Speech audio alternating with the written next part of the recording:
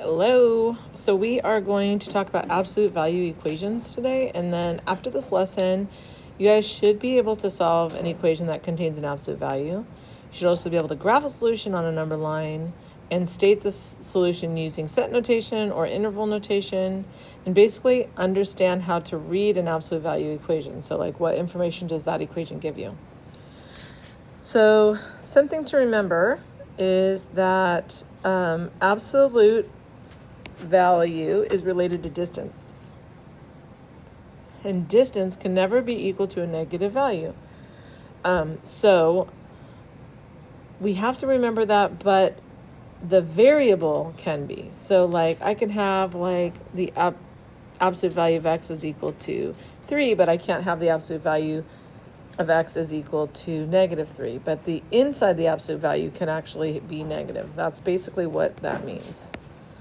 Okay, let's just show you. I think it's a little easier. So what this basically says, what value of x is 3 units away from 0, because we can rewrite this as x minus 0, right? So this is asking what value of x is going to be 3 units away from 0, because there's nothing inside the absolute value. So here's 0. And we would go 3 units away, 2, 3, and that's would mark that spot, but that's 1, 2, 3, and then we would go 3 units away in the other direction, 1, 2, 3, and this would be -3. So our 2 spots here is just an equation, right?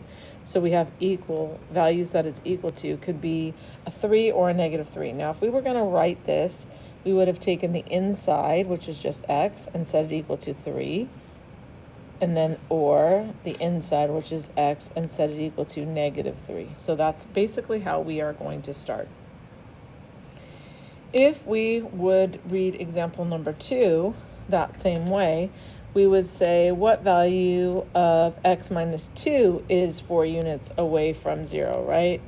But so if we were at 0 and we went 4 units from 0, we'd be at 4, and 4 units from 0, we'd be at -4. So basically we would take the inside, and that inside could be 4, because the absolute value of 4 is equal to 4. Or we can have the inside could have been a -4, because if we put a -4 on the inside, it also has an absolute value of 4.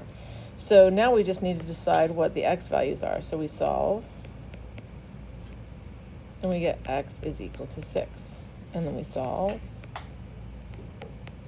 and we get x is equal to -2. So our 2 values would be 6 or -2. So here's 0. 1, 2, 3, 4, 5, 6, -2. So our 2 values would be here or here. Now that's just looking at it and saying that x minus 2 could be 4 units away from 0, which means x minus 2 could be 4 or -4. So let's look at it a different way, same problem. When we look at it a different way, like we looked here, it said that x is 3 units away from 0 because this is 0, right? So here, this is what x values are 4 units away from 2. So we're still going to be 4 units away, but now we're going to be 2 because 2 would make this 0, right? The difference between x and 2. So that means that 2 is like our center. So we would think about 2 as our center, and we would go 1, 2, 3, 4 in this direction. And we would go 1, 2, 3, 4 in this direction. And so we can see that the 2 points that we would have would be -2 and 6. So this is the middle. So it's basically saying x minus the middle is equal to the distance to the endpoints.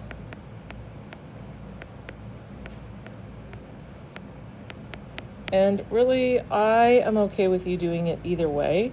A lot of you are going to do it like example 2. Less people are going to do it like example 3. So here are some more examples. I would first like you guys to look at these problems and decide how they are different and how they are similar.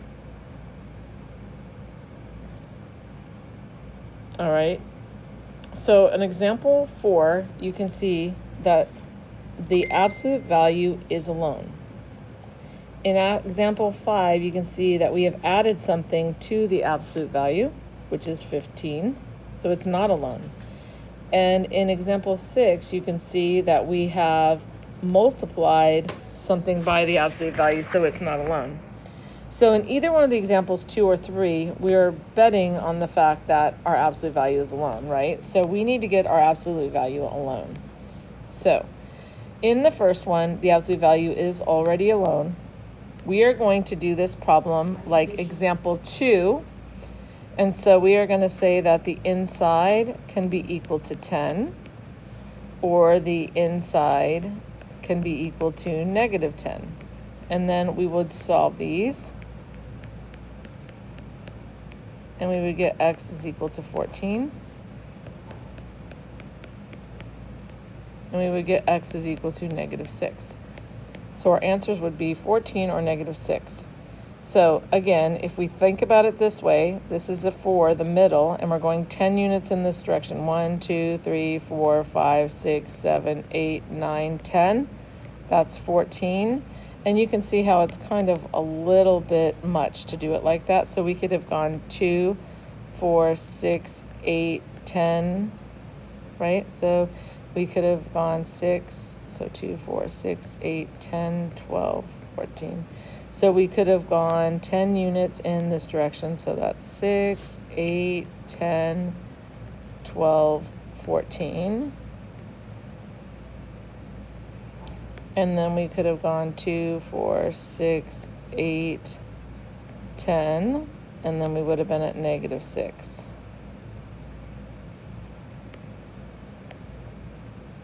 So you can see by example 3, we could have started at 4 and went 10 units, 2, 4, 6, 8, 10, 2, 4, 6, 8, 10, and still got the same values, our 14 and negative 6. Okay, so the next problem, we have a little dilemma because the absolute value is not alone. So we first have to get the absolute value alone.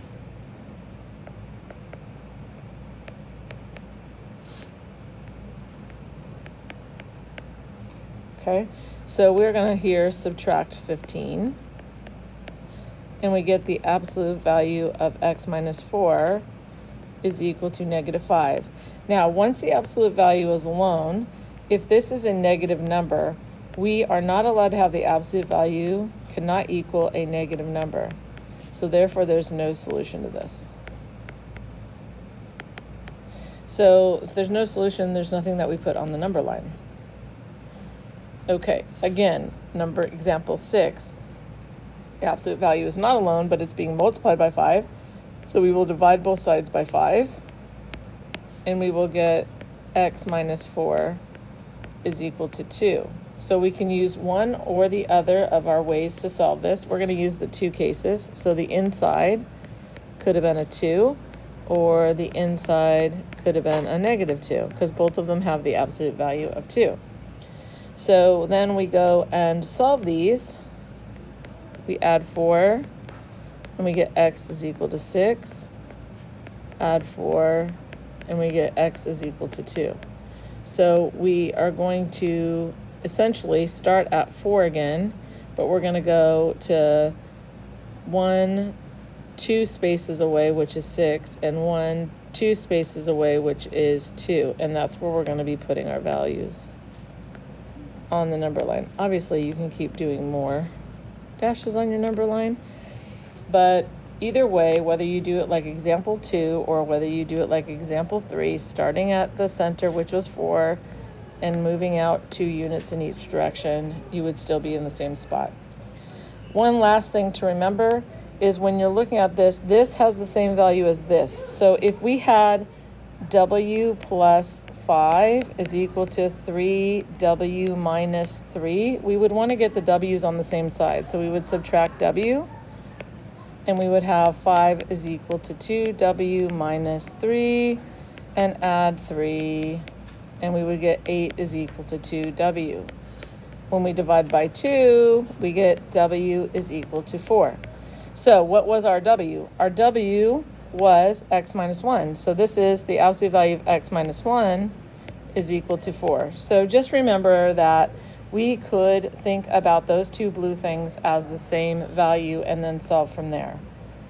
Starting like example 2, we say the inside could have been a 4, or the inside could have been a negative 4. And we would solve from there. X is equal to 5, or add 1, x is equal to negative 3. So our values would be 5 and negative 3. So you guys, there's no interval notation or anything. These are just a set of numbers. There's no greater than or equal to, because we don't have a greater than or equal to.